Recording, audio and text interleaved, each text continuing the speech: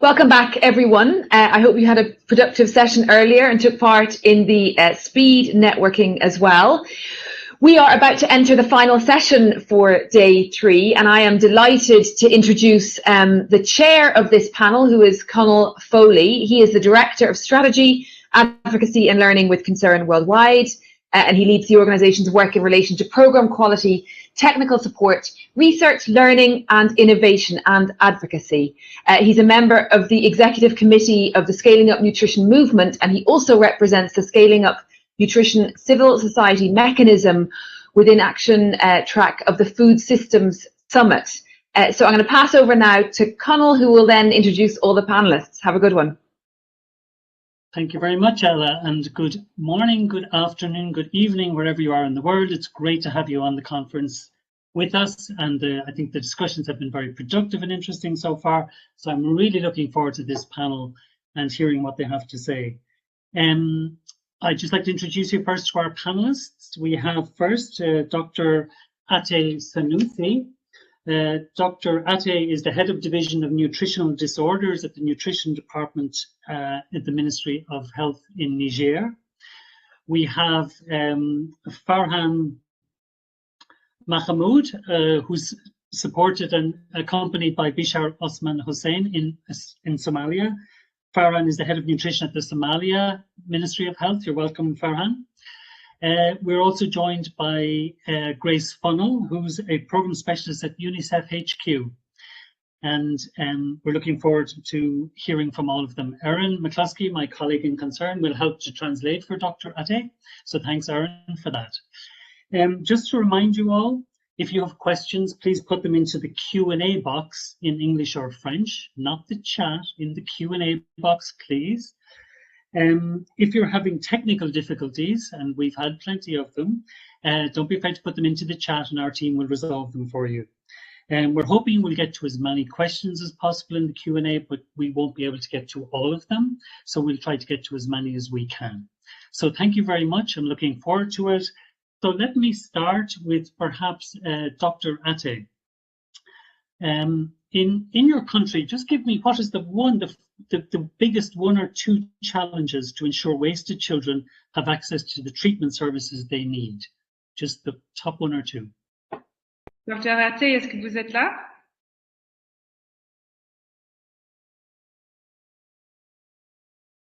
Oui, je suis là, mais ma connexion n'est pas si bonne que ça. Ok. Alors, je n'entends pas. Chez vous au Niger, c'est quoi les premiers défis pour mettre à l'échelle le traitement des enfants malnutris?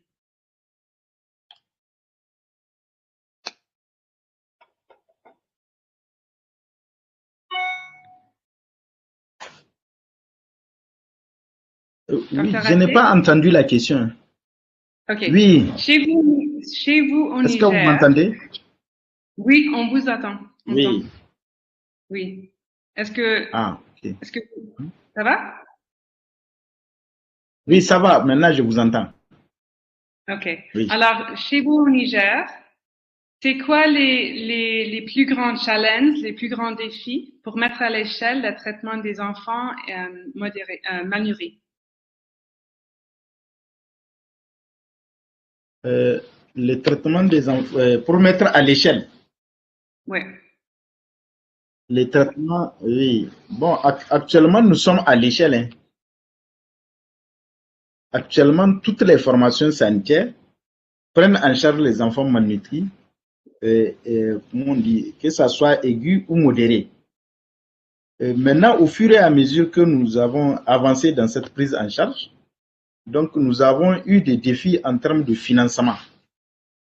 Et surtout le financement, de fois qui fait que au niveau de certaines régions, surtout pour les malnutris aigus modérés, nous étions obligés de non seulement modifier la cible pour les enfants à qui on donnait les suppléments alimentaires. Donc nous avons réduit la cible de 6 à 23 mois et nous nous sommes concentrés sur les régions qui ont les prévalences les plus élevées pour ce qui est de la malnutrition aiguë modérée. Maintenant, pour la malnutrition aiguë sévère, donc le grand défi, c'est toujours le financement qui est jusqu'à présent assuré par les acteurs humanitaires et les agences des Nations Unies, et surtout par des fonds d'urgence. Donc, il n'y a pas encore des fonds du gouvernement qui sont dédiés à la prise en charge de la malnutrition. Donc, de temps à autre, nous avons une ligne budgétaire que l'État a mis à la disposition, mais c'est très difficile de débloquer ces fonds de l'État pour financer la prise en charge de l'émancipation, mais même aussi les activités de nutrition.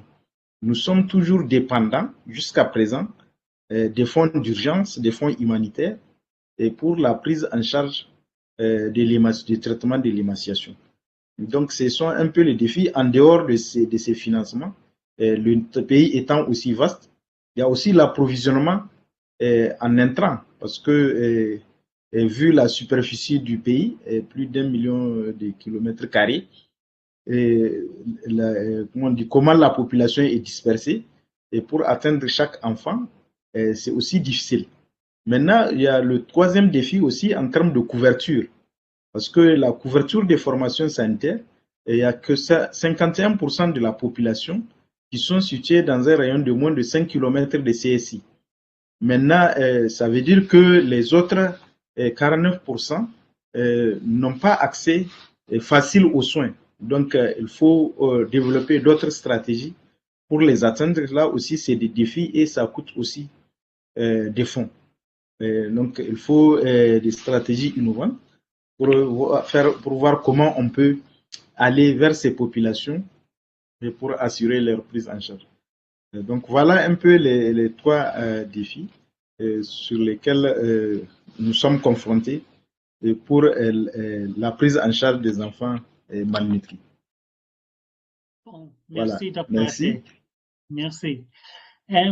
Oui. Farhan, in Somalia, again, the same issue. In Somalia, what are the biggest challenges to ensuring wasted children get access to treatment services they need? And, you know, we know Somalia is a difficult context because of conflict and also because of climate change and recurring droughts and all of those. So what do you see as the biggest, one or two biggest challenges to treating wasted children?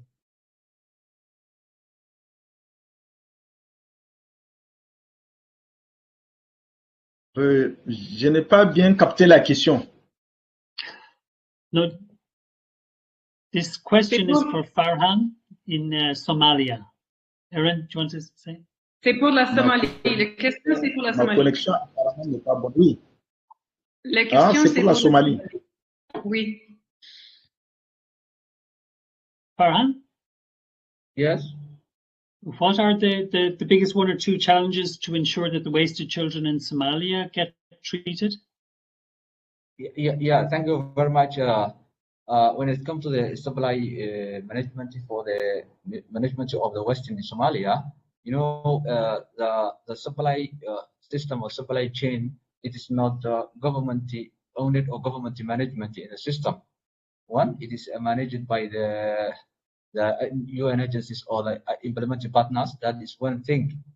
So it is also still there is no regulations and manuals that help us how to get and manage these supplies. It is not in place, and also we don't know have other things that help us to have these supplies.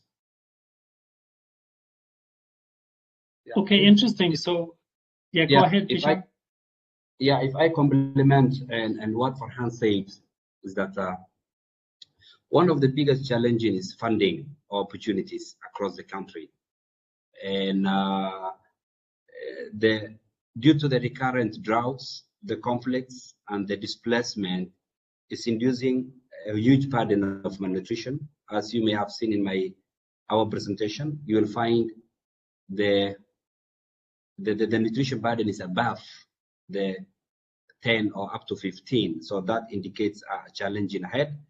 Second is access. And there are a lot of children malnourished, which cannot be accessed at their locations. And then when those children get sick, they're overwhelming the existing systems whereby their families take to them to these hospitals, and these are very late stage where they cannot be managed. These are another challenging things. And the other important things is some of these programs, as Farhan said, they are managed by UN agencies and international NGOs, and sometimes the sustainability for future to these programs is a bit doubtful. So this can be also a bit challenge, and we will not support sustainable and wasting management. So this is what I can just add on what Farhan said. And also, and more importantly, what I think is very key, and most of the agents in Somalia, we focus on SAM treatment rather than MAM treatments. So the attention and the focus is only for SAM. So you will find a large portion of the malnourished children are left behind because of limited resources and lack of availability for the particular program management for MAM children. And this will burden some cases and will increase the caseloads. Okay, we will come back to that maybe in a minute. Grace, just from your perspective, from a global perspective, what do you see as the one or two biggest challenges to ensure wasted children get treated? And we've been talking about it, I know, all week, but from your perspective now, what do you think they are? Yeah, I think a lot of what has already been mentioned by the colleagues on the panel is applicable in many settings. I think what maybe hasn't been mentioned, or I didn't catch it in the first response, was I think knowledge of what the problem is for caregivers to know what to do about if their child is wasted, or what does wasting mean. I don't think that's been discussed very much, but that is an issue that we know. And we are, there's certain interventions that we are talking about this week that are helping to address that would help children to be brought to services earlier, helping to address, the issue of MAM children perhaps not being treated in time, or, decreasing the number of children who come in and present with wasting at a later stage. So I think knowledge is something that we should definitely continue to think about and consider. How do we really target caregivers to be part of the solution? Great, that's a really interesting one, because I think it picks up on what Farhan and Bishar have said in Somalia about people presenting at late stage. And I suppose that does, brings up the idea of the family muak. Perhaps the more we can do that, the more mothers and families will understand exactly what malnutrition looks like and maybe present earlier. But then let's move on maybe to actions. I suppose what you've outlined a couple of the critical challenges. What kinds of actions would be required to address those challenges? And maybe if I could start again with Dr. Ate, or has he fallen off? I don't see him. I'm so sorry, he's fallen off. I'm just going to wait and see if he comes back. Okay, so then let me address it to Farhan and Bishar again. Given the challenges you mentioned, what do you think are the solutions? What are the actions that we need to put into place to address those challenges?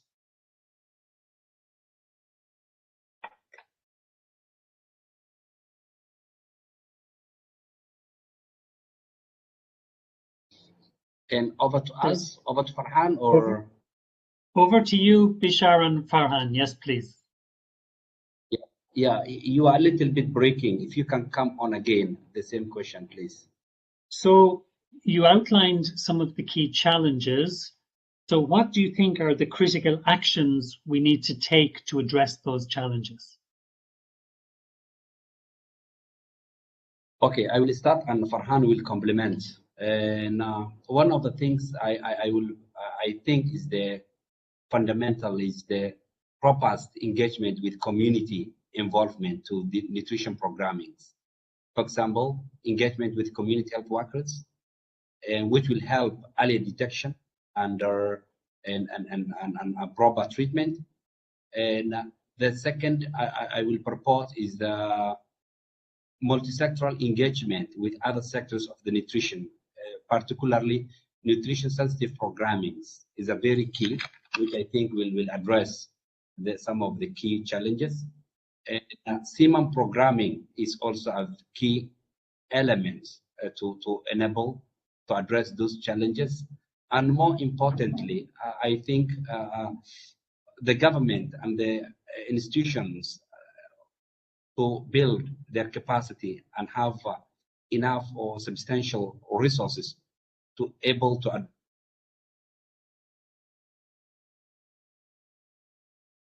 and actions.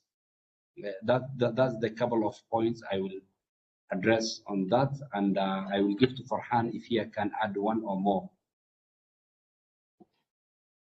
Thank you very much, Bashar. As you said, I would like to emphasize and make additional points and how we can prevent or reduce the burden of the wasting.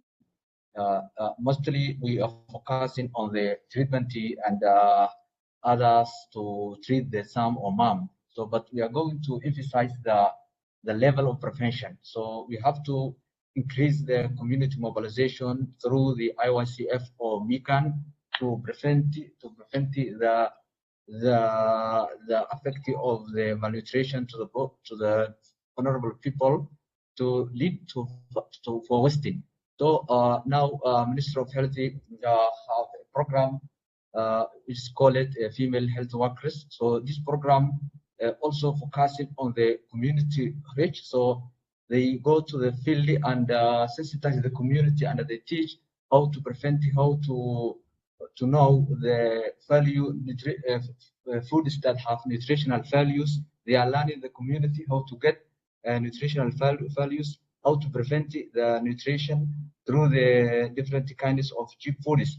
So this is very important for us. Now we are going to that, and we need to have a support for that one to increase the numbers of carers and to give them for the capacity they need to understand. So that is one point to reduce or to prevent the wasting. Thank you. Thank you, Farhan. So we have Dr. Ate back, which is great. So Erin, again, so to Dr. Ate, again, what are the most critical actions he feels that can be taken, we need to take to address the challenges that he outlined? Dr. Ate, est-ce que vous êtes là? Oui, je suis là. Je suis enfin connecté. OK. Vous avez donné les défis que vous avez pour atteindre tous les enfants, mais maintenant, c'est quoi les actions? Qu'est-ce qu'il faut faire maintenant pour changer ça?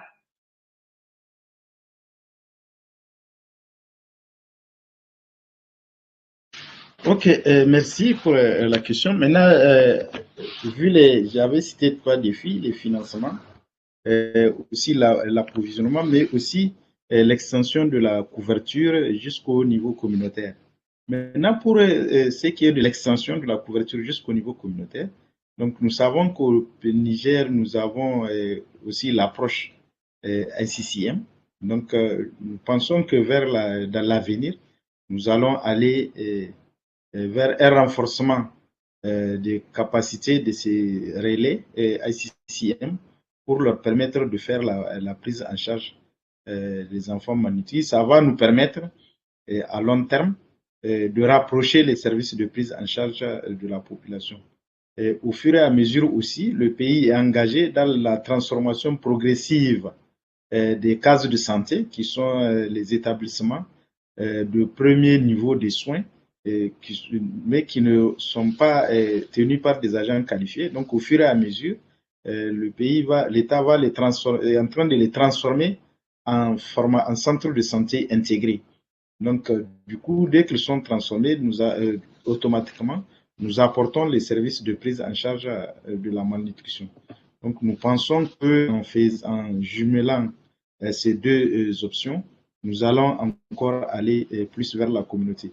Maintenant aussi, il faut maintenir la mobilisation communautaire à travers la mise à l'échelle de l'approche PB mère-famille, qui va permettre de détecter les cas rapidement et de les orienter vers la formation sanitaire.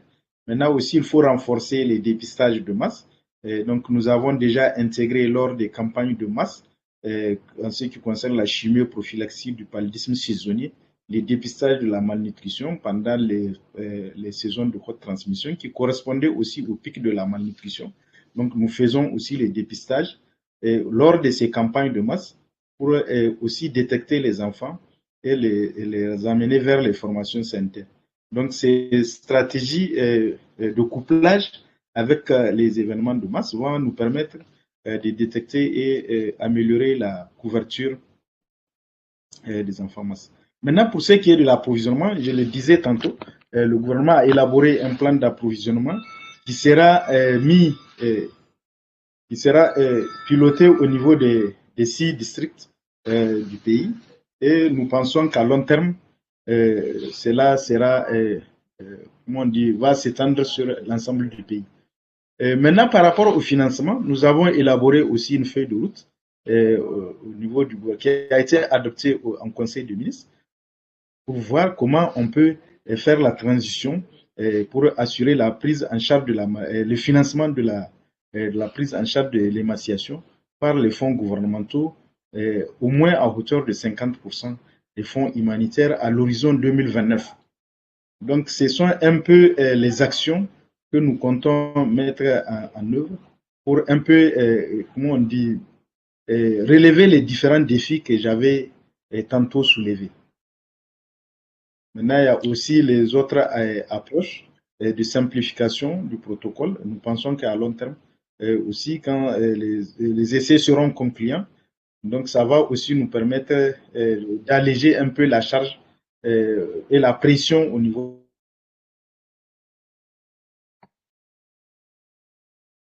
Okay, great. I know there's a slight delay. Thank you, merci, Dr. Ate. I suppose a question maybe for Grace, and again, it links back to what Dr. Ate was saying. You know, I mean, Dr. Ate was saying in Niger, they mentioned coverage being an issue because the regular health system only reaches 51% of the population. To increase coverage, you know, we need to explore other options like community-based services. I mean, how do you think we can get more effective community-based services out there? I mean, I think a lot of people are focusing on family MUAC, for example, but like how, you know, how can we have more effective community-based health services in these fragile contexts with weak health systems? Grace, could I ask you to try to respond to that question? Not an easy one. Yeah, an easy one. I think something that it's a good question, and I think you just mentioned, you know, in areas, you know, where there are weak health systems, I think we have to do a better job at addressing that in itself as a place to start. How do we strengthen those systems so that they can then better support their communities? And then how do we ensure that the work that is happening at communities is integrated and really linked into the health systems? How do we build better capacity at the community level for the community health workers, you know, with ICCM implementation and, you know, IMAM and all of those different strategies that do focus on the community? How do we better build the capacity at that community level, ensure the linkages to the health systems? I think that's sort of what first comes to mind. And building capacity at the health level. And I think that also developing tools and guidance that can be easily used at the community level, knowing that just because it works at the health system, how do we ensure tools are then, you know, for monitoring and reporting? And we have partners who are doing a really great job and looking at research to how do we simplify tools and resources so that they can be better utilized at the community. In terms of access, I think we have to strengthen the health system to ensure that they then are able to reach out to the communities. Great, thanks, Grace. Farhan and Bishar, I'll come to you again in a minute. If you don't mind, I just want to go back to Dr. Ate. I mean, Dr. Ate, you said, you were talking a lot about community mobilization using community health workers, MUAC and detection, but you also mentioned we're really trying to strengthen health posts to offer more services. So, you know, are you worried at all about community health workers or people at the health post being overloaded by too many responsibilities? How do you ensure that they're that they're not overloaded and that they can actually be effective in their key essential health tasks, including addressing and treating wasting. Erin? Dr. Atte, pour les cases de santé, si ils ont maintenant le rôle de traiter la malnutrition, est-ce que c'est en termes de tout ce qu'il y a à faire avec la malnutrition, avec la palu et tout, est-ce que c'est trop de travail pour eux ou est-ce qu'il peut... Oh, we lost him. We lost Dr. Atte again. Ah, we've lost him again. Okay, we'll come back to it, Erin, and maybe you can ask that when he comes back. So maybe the same question, Farhan, to Farhan and Bishar in Somalia. Again, you know, how do you make sure that frontline health services are strengthened and that they're able to provide treatment services? I mean, clearly it's all about how community health workers work with remote health posts. But like, how do you make sure that you can build capacity effectively? What are the things that would make a biggest difference in terms of building capacity of health posts and of community health workers? Yeah. Yeah. Okay. Thank you very much. Thank you. That's a very good question, and it's very real that the community health worker will have a burden in this sense of scaling up, but with the consideration of following actions. One, in establishment of community health committees and selected from those specific locations will have a significant role to support that, and there will be a predefined role for those community health workers. Also, involvement of support groups and created support groups and father-to-father support groups, mother-to-mother support groups. Engaging with those groups will also help a lot. And more importantly, in simplified protocols and trainings for those in community health workers will also help them able to sustain the services and have the required skills. These trainings will not only help them, but will help the earlier detection of the programs and also able to make a kind of anticipating and forecasting of the trends in areas of higher spike, in areas of higher trends will also help.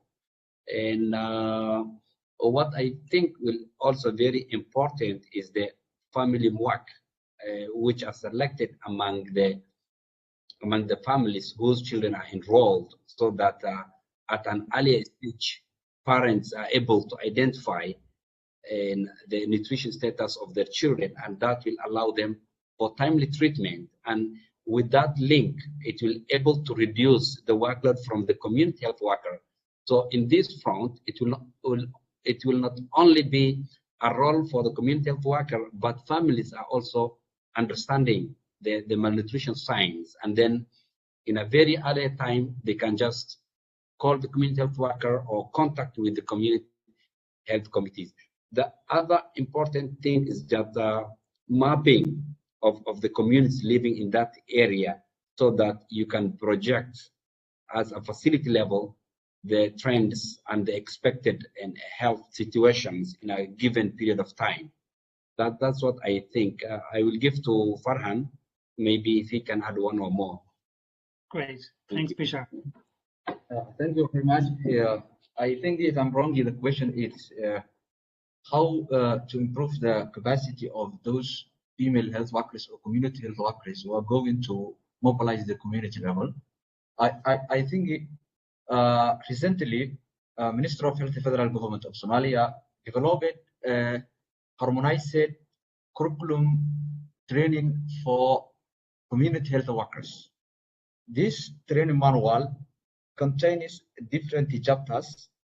Each chapter describes a specific portion. For example, there is a chapter that clearly defines the nutrition services and the role of the community health workers, also the role of the mothers.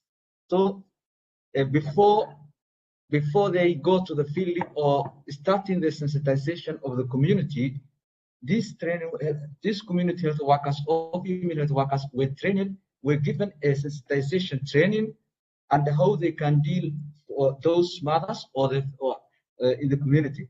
So after they get the training, they go to the field and they visit to the household. And at that time, they will start the learning of mothers or household head of the household. They will train, they will understand briefly how to detect earlier the sign of the malnutrition. They will learn the specific of the sign and symptoms of the malnutrition in early stage. So this will help us to get early stage of the malnutrition or wasting. So this is the area that we have the community harmonize this community harmonized tools that we do the training, and then they will train to the mothers or the household level. Thank you. Thank you very much, Farhan. Maybe I could just, I mean, Grace referred, I think, to this issue of knowledge, and we all know about the 1,000 days window, particularly in relation to stunting, but obviously stunting and wasting are both linked.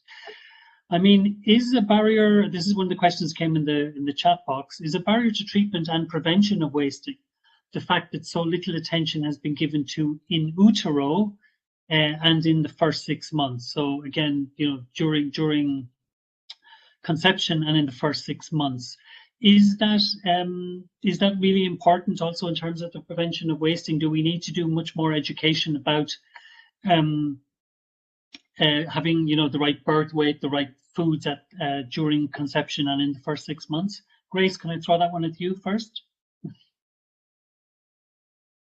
Yeah, I mean, like you said, I think it's definitely a barrier. Is it the biggest or main barrier? I don't think that we can answer that, but we know that it's an area that hasn't received as much attention. Like you said, when we talk about the 1,000 days, we really think about, you know, mothers groups are really looking at stunting and looking at a more, I think, development approach when we do have interventions that target the first 1,000 days. And how do we better strengthen that? I think a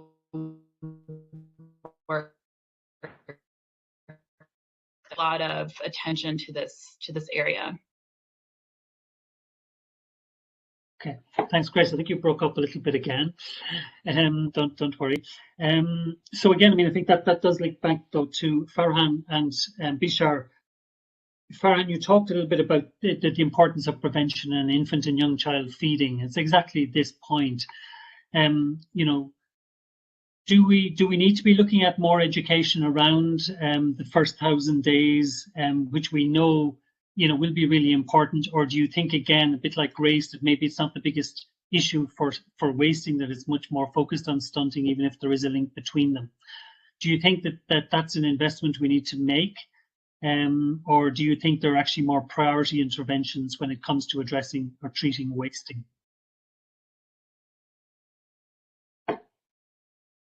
Bishar and Farhan, one of you?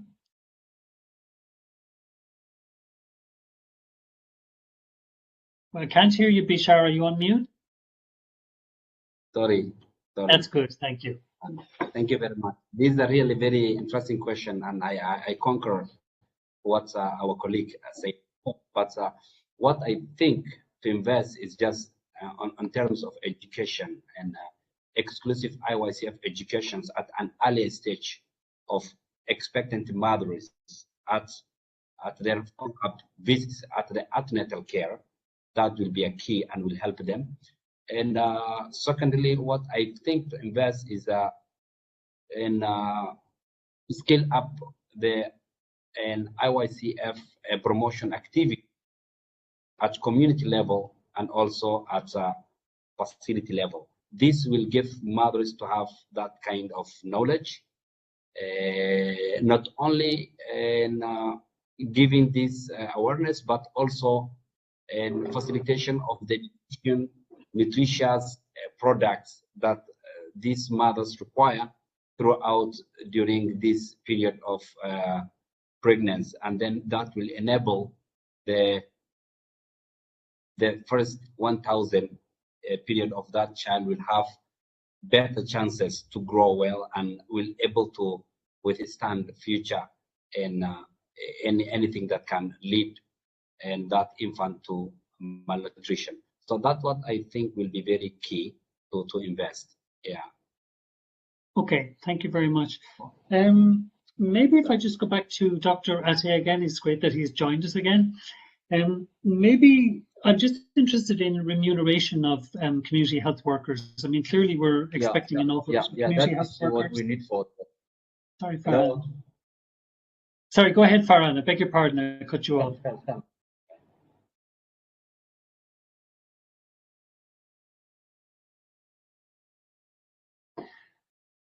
I don't know if there's a delay or if they look like they're frozen. Farhan, please go ahead.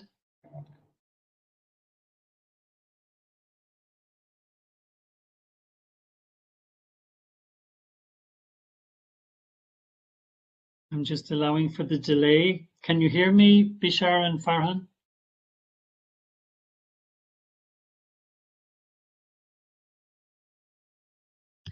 No, I'm just going to give it a second or two more. Okay, we seem to have a struggle with the connection with Farhan and Bishar. So let me go back to Dr. Ate again.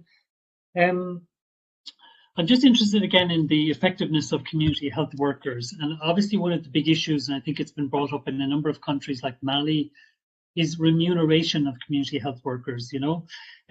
Is this an issue? Is it part of the policy in Niger? How can we maybe mobilize more domestic revenue to be able to remunerate community health workers? So two questions there for Dr. Ate. Can you hear me? Farhan, we can hear you, but sorry, I've just gone to Dr. Ate with another question, so I will come back to you in a while. Yes, please.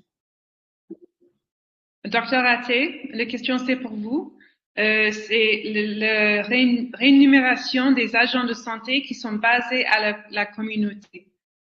C'est quoi le policy au Niger? Comment est-ce que vous... Yeah, to complement what Bishar have said for the investment. Ok, pour les rémunérations des agents de santé communautaires au niveau national, donc le gouvernement avait élaboré une stratégie de développement communautaire. C'est-à-dire dans cette stratégie, il est clairement défini la nature de la motivation à accorder aux relais communautaires. Maintenant, pour ce qui est de leur, comment on dit, pour leur financement, donc l'État a prévu de leur donner par mois 5 000 francs. Et 5 000 francs aussi comme contribution des organisations non gouvernementales. Donc, c'est mis dans la politique pour que ça soit, pour qu'ils soient payés. Maintenant, il y a d'autres motivations en nature qu'ils peuvent recevoir de la communauté. Donc, ou bien en termes d'aide de travaux champêtres, etc. Tout est défini dans cette politique. Maintenant, le grand défi, c'est la mise en œuvre pratique de cette politique. Donc, dans certaines zones où il y a les partenaires qui appuient, donc il arrive que les relais arrivent à avoir les 5 000. Mais du côté de l'État, malgré qu'il y a une agence pour le volontariat communautaire, parce que les relais sont des volontaires qui sont au niveau communautaire. Ils sont régis par une agence de volontariat. Donc, malgré cela, jusqu'à présent, on n'a pas trouvé un mécanisme périn pour financer leur activité. Mais sur le plan, comment on dit, de politique, de normes, etc., il existe tout ce qui doit encadrer leur motivation et leur gratification. Voilà. Mais c'est dans la mise en œuvre on n'arrive pas tout à l'échelle à les gratifier. Mais dans certaines zones, de façon parcellaire, les partenaires arrivent à leur gratifier. et à les motiver en donnant deux fois, comment on dit, en nature, deux fois aussi en termes de formation, etc. Donc voilà pour cette question. Je ne sais pas si j'ai bien entendu toute la question, mais ce que j'ai capté, voilà ce que je peux dire par rapport à ce qui se passe au Niger. Non, vous avez capté, merci. Merci, Okay, merci. Dr. Ate. So maybe back to Farhan and Bishar. In addition to the adaptations discussed so far, and we've talked about them all, the family MUAC, the CHW treatment, etc. What do you think can be done about the high number of relapse cases, which are probably underestimated, to prevent the same children endlessly being treated? So what practical things can we do about relapse, preventing relapse cases, a high number of them? Thank you very much. That's very important question. I hope you can hear me and my voice is not dead. It's good, Bishar. Very good. Yeah. Yeah, and one of the key issue I think is very important is just addressing the underlying factors that are causing the malnutrition. One is food security at household level, whereby those children are not just becoming relapses because of missing the dosage of the plumbnet, but maybe there are young number of children at the household where the food security is not stable, and they might be sharing with them. And secondly is the integration of those nutrition services into health systems. Those children are receiving a nutrition treatment should also receive equally health treatments, immunizations, prevention of communicable diseases, AWDs, and etc. That will also help to avert relapse cases. And the other important thing is taking this service closer to the community, where you have robust engagement with the community committees who will monitor the cases before they get worse and can support and the referrals. And in health centers mostly, and they have this outpatient treatment, but sometimes you will find that in many areas there are no MAM treatments. So if the situation gets worse and there's no MAM treatment when the child graduates from the OTP, then you expect the same child coming back to SAM. So the circle will go a long way round. So and it's very key and very essential to address the MAM situations also, which will also have significant and improvement role to tackle the relapses. And the other important thing is just scaling up the awareness activities, and very important, and to enable that beneficiaries are aware of all those aspects that can lead to malnutrition. And more importantly, at system level, this should be addressed into the nutrition strategies. For example, like Somalia, it has now included the nutrition strategy multi-sectoral programming. So in this aspect, it will support and will help a lot to tackle the wasting management to avoid relapses. And the other key important is sustainable and programmings across those areas is also a key. And if you find that programs are existing just for few months or years and then goes out, then the nutrition situation will still there while there's no any concrete exit strategy for those programs facing out. So those are the areas I will say from my perspective. So I will give to Farhan also to include what he thinks on this topic. Thanks, Bishar. I'll wait for Farhan. Yeah. Thank you. Over to Farhan. Sure. Yes. I think the case is the relapse. How we can prevent the relapse of the wasting. Currently, there is an ongoing study in Somalia, especially in Mogadishu, that will reveal the causes of the relapse in Somalia, and this study is going on in Mogadishu now, and I hope the study will reveal a lot of things. And but in my perspective, if I said something, we have to think widely. We're talking about the malnutrition and the other things. So you know, the relapse might be resulted by the drought, continue recurrent droughts, poverty, conflicts, floods.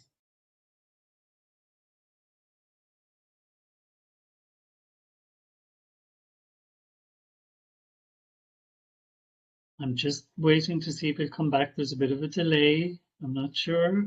I don't want to cut in the middle of Farhan, but he looks like he's frozen.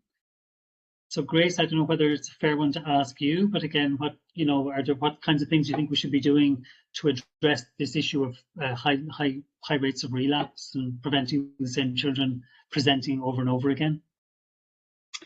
Yeah, I think that's a really good question, and one that we haven't really discussed that very much this week. And I think the study that Farhan mentioned it's a multi-country study where it's really looking at this question of relapse. You know, why perhaps are some children more at risk of relapse than other children? I think there's some basic questions around relapse that we just don't know the answers to. And also relapse is defined differently in many different countries. There's not one definition for relapse. In some countries, maybe a child will be identified as relapse, and another, they present 40 weeks later, and so they're just readmitted as a new case. And I think that's an area that just requires a lot more work, more investigation to see how we can really address this issue. And I think, like everything we've talked about, there's a lot of context-specific factors that we don't know yet. But I think we're starting to learn more about it through some of the studies that have been mentioned, and with the questions that are coming up around dosage and all these different adaptations, relapse is also coming to the forefront. Great, thanks, Grace. Maybe just shift on to ready-to-use therapeutic foods. I mean, we've been talking about RUTF all week, and we've been talking about dosage. We've been talking about its potential use in MAM as well as SAM. But we know that there are a lot of pipeline breakages, and RUTF is not always available. So I guess the question is really, what are the kind of key solutions when RUTA doesn't become available? What alternative measures are made? And maybe I'll ask this to Bishar and Farhan. What alternative nutritional treatments do you do, or what backup mechanisms do you have when there are stockouts or there are pipeline breakages? And what do you suggest is most prioritized to solve this issue? So could I ask that to Bishar and Farhan, please? Are they still frozen? So we're having some connectivity issues this afternoon for sure.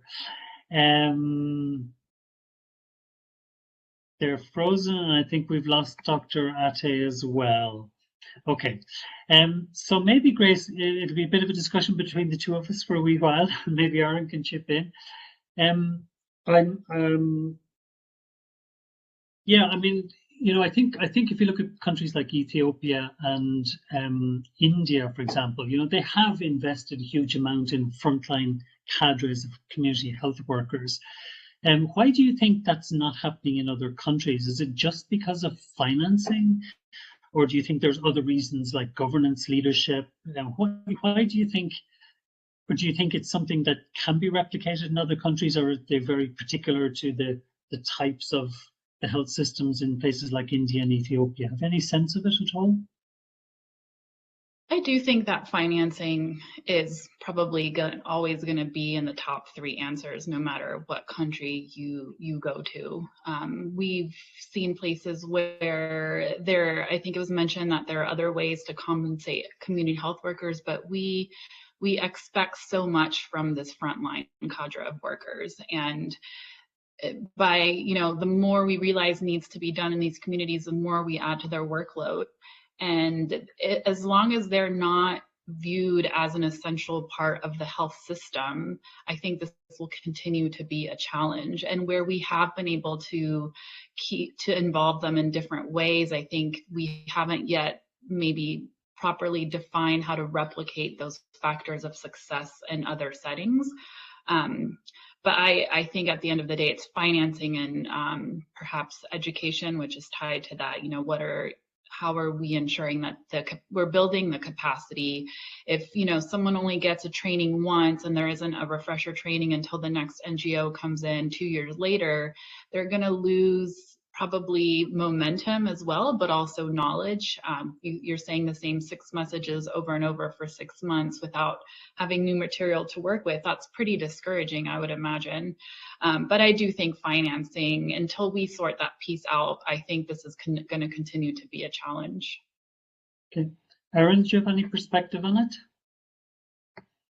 I just really echo what Grace said. I think if we're expecting a professional level of behavior from a cadre which we have not allowed to be professionalized, not allowed, but we don't sort of support that in terms of, and it has to do with financing and proper remuneration, but also we expect them to do so much.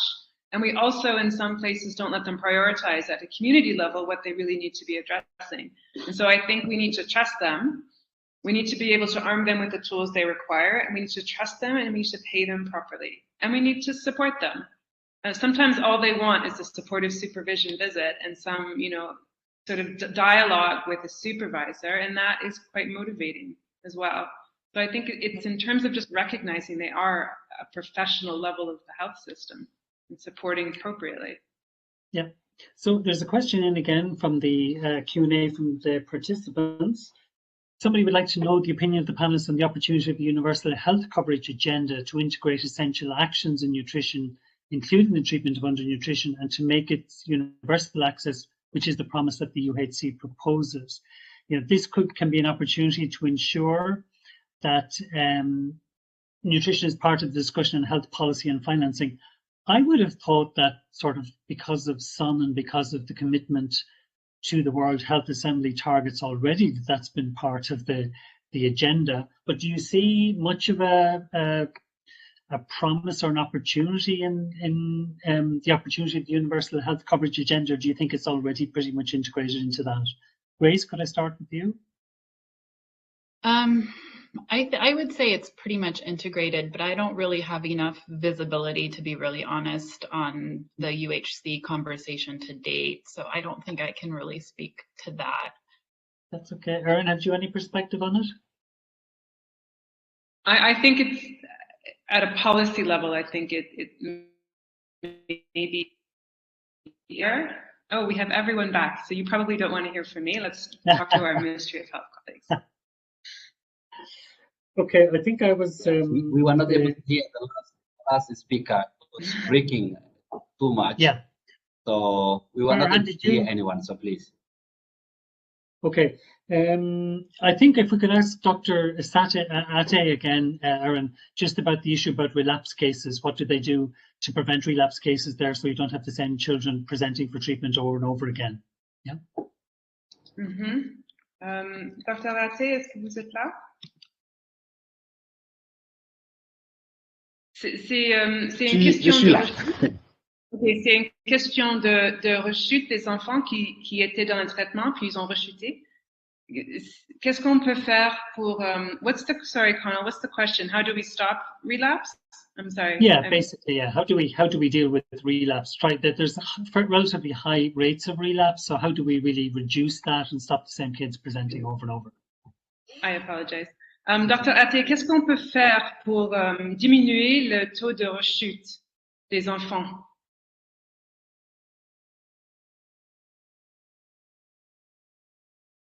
Ok, merci. Donc, je pense que pour relever les taux de rechute, pour un peu diminuer le taux de rechute des enfants malnutris, il faut accompagner la prise en charge de l'émaciation par des activités de prévention, notamment en intégrant les activités de linge,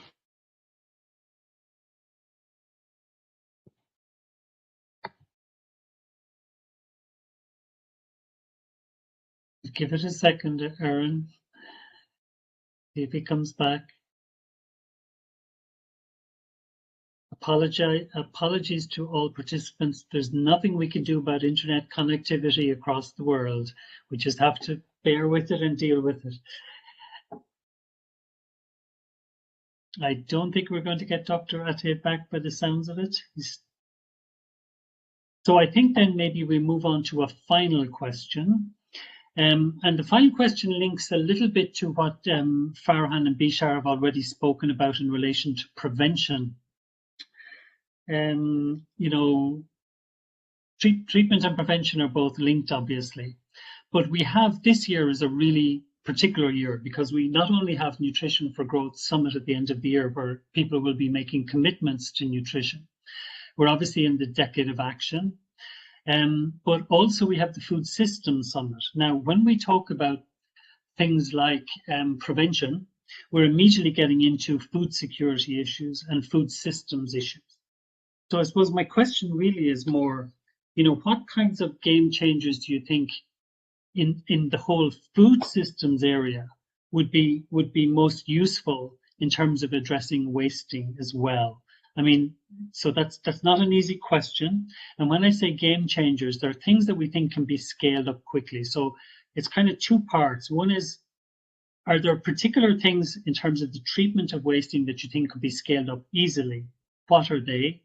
And if you don't think there's anything that can be scaled up easily to address wasting, what kinds of things do you think in the wider food systems would be helpful in preventing acute malnutrition? Yeah, not an easy question, I know, but there's the final question for us all. So could I start with our Somalia colleagues, Bishar and Farhan, please? Yes, and thank you very much. That's a very good question, and let me try in terms of what can I say. And what I think is very key is the promotion of and production of nutrition commodities at a local level will be a key through using family and gardening and also agro imports.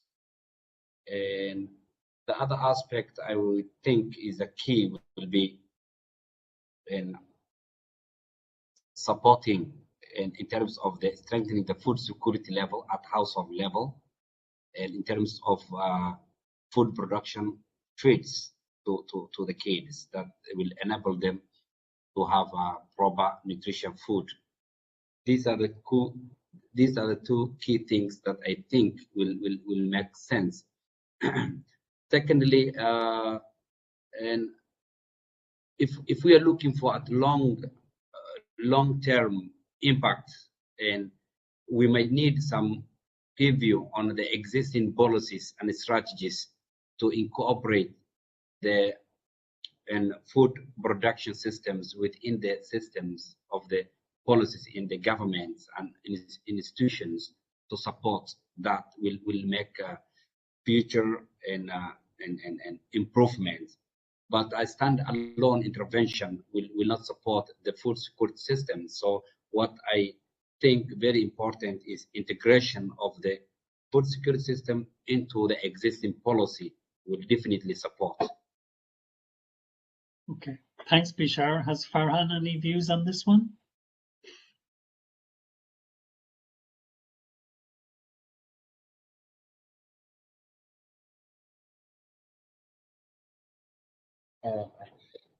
Thank you very much. As you said, this question, it is a tough question, but I'd like to say something. To reduce under prevention for wasting, when it comes to the production of the local production, it is first, I think, to at least investing for the Somali. There is farmers in the country who can produce, if they get an investment and encouragement, they can produce the local food which have nutritional value like food commodities. So I think you know that in my country there is a lot of investment and there is a lot of budget that allocated for the supply. Every year in the country there is a huge number of refugees or plumset that will come from the outside of the country, and it will cost a high number of money. So every year.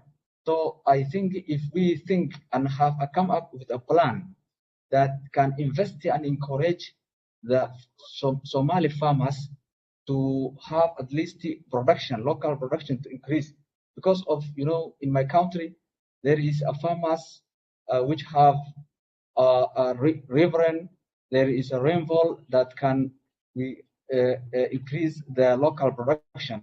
So I would suggest and to invest and give them courage to the Somali farmers to produce local production with the support what they need.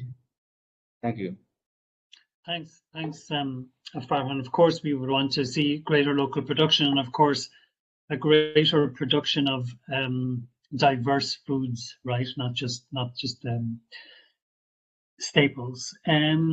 Grace, could I throw this one at you? Not an easy one again, but like, what kinds of things would you say could be game changers, either on the wasting front or on the prevention side, food system side? Yeah, it is a hard question. I don't think there's a really straightforward answer either. I think I'm going to sort of give a very broad answer in terms of, I think what we need to ensure is that there's a coordinated approach, that we're able to ensure that best practices that are coming out from the wasting side are closely coordinated with the integration into the health system, and then any, you know, prevention activities wherever we have mothers groups that have kitchen gardens, that we also integrate family NUAC approach, that they're not, that we continue to ensure that there's this integration piece. I think the other aspect too is, as we build evidence, that we ensure that we share that evidence, you know, lessons learned that can then be incorporated. But I think a coordinated approach, if we're talking about, you know, commitments that are made at a global level, national level, even at a community level, we have to ensure that there's a coordinated approach to address wasting, both for prevention and treatment. Great, thanks, Grace. And that makes a lot of sense. Thank you very much. So just, I think I need to wrap up at this point. Erin, did you want to say anything on that, or had you any particular view on it? Or?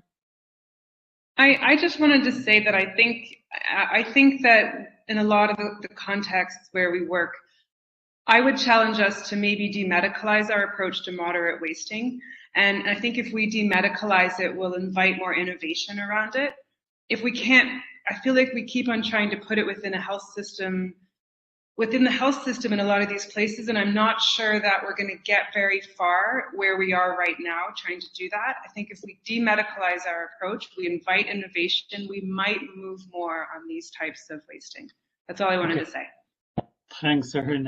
Obviously, we've talked a lot about integration within the health system, but we all know that nutrition has been what they called an institutional orphan for years. It falls between sectors, and you know, is so linked to so many different sectors. And I think one of the challenges of the Food System Summit in some ways is, particularly when we're trying to look at wasting in relation to that, is this, you know, whether it's food systems or health systems we're talking about, and it's always somewhere between the two, and it's a combination. And I think that's what we need to be looking at. I don't think there are any, as what Grace said, there are no magic bullets out there.